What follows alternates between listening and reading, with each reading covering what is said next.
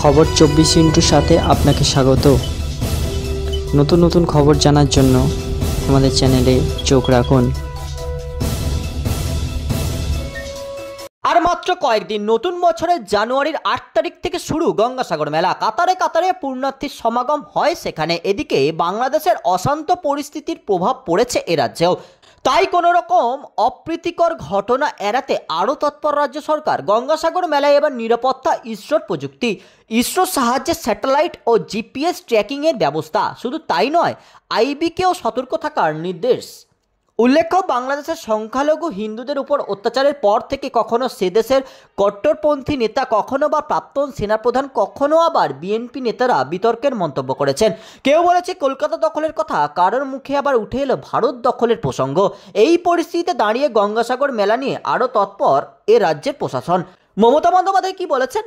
বাস, vessel, লঞ্চে GPS ট্র্যাকিংয়ের ব্যবস্থা করা হয়েছে। ভ্যাসেলে স্যাটেলাইট ট্র্যাকিংয়ের ব্যবস্থাও থাকবে ইসরোর সাহায্যে, যাতে ইন্টারনেটের গণ্ডগোল বা জিপিএস ট্র্যাকিংয়ের সমস্যা হলেও যাতে কোনোভাবে কাজে অসুবিধে না হয়, সেই কারণে ইসরোর সাহায্য নেওয়া হয়েছে। এছাড়াও নজরদারি বাড়াতে নৌসেনাকে রাজ্যে ড্রোন ব্যবহারের পরামর্শ দিয়েছেন মমতা বন্দ্যোপাধ্যায়। মুখ্যমন্ত্রী বলেন, গঙ্গাসাগরে আমাদের যে মেগা কন্ট্রোল রুম থাকবে, আমাদের ব্যবহার করতে হবে। কি ব্যবস্থা নেওয়া হয়েছে? এদিকে গতকাল মুখ্যমন্ত্রীর নির্দেশের পর এবার মেলায় সব মিলিয়ে প্রায় 15,000 পুলিশ কর্মী মোতায়েনের সিদ্ধান্ত নিয়েছে সুন্দরবন জেলা পুলিশ। বিশেষ করে মেলায় আগত মহিলাদের নিরাপত্তা সুনিশ্চিত করতে উইনার্স টিমকে বিশেষভাবে ব্যবহার করা হবে।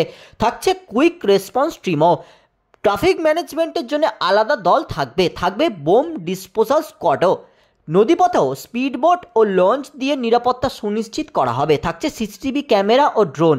সাদা পোশাকের পুলিশও মোতায়েন থাকবে। এছাড়াও উপকূলরক্ষী বাহিনী এবং বিএসএফকেও সতর্ক করা হয়েছে রাজ্য প্রশাসনের পক্ষ থেকে। মেলা চলাকালীন উপকূলরক্ষী বাহিনীর পক্ষ থেকে জলপথে ছোট জাহাজ, হোভারক্রাফটে করে নজরদারি চালানো হবে।